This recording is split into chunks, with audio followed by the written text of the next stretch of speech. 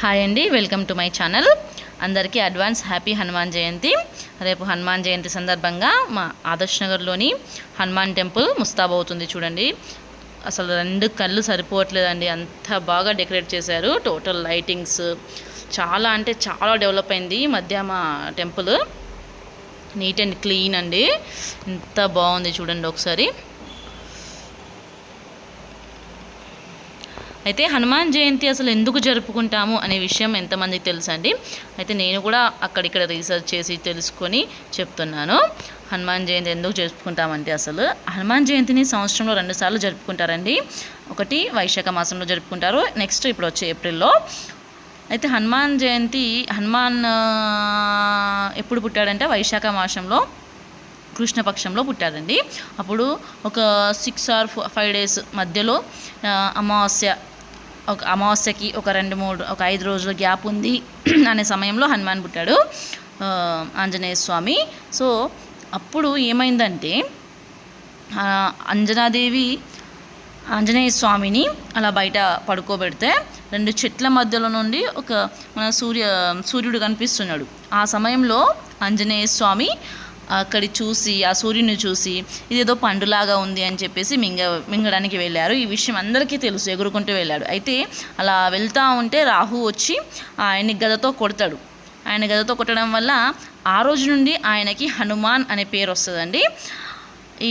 ఇలా జరుగుతూ ఉన్న సమయం నుండి ఆయన్ని హనుమాన్ అనే పేరు వస్తుంది. అంతకుముందు ఆంజనేయ స్వామి అనే పేరు ఉంటుంది.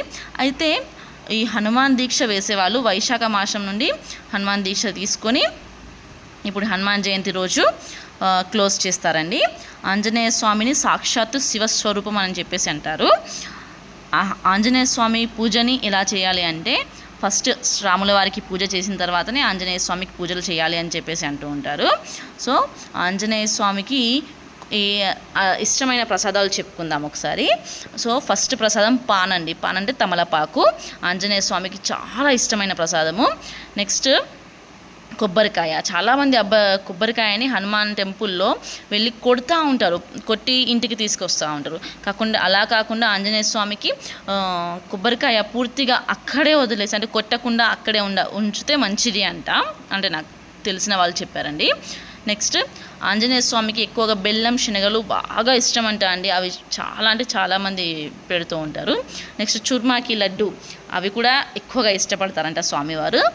మళ్ళీ బెల్లం అన్నము, పరమాన్నము అలాంటివి కూడా ఎక్కువగా భక్తులు సమర్పిస్తూ ఉంటారు. ఇలాంటివి పెట్టడం వల్ల స్వామివారు చాలా హ్యాపీగా ఫీల్ అవుతారంట.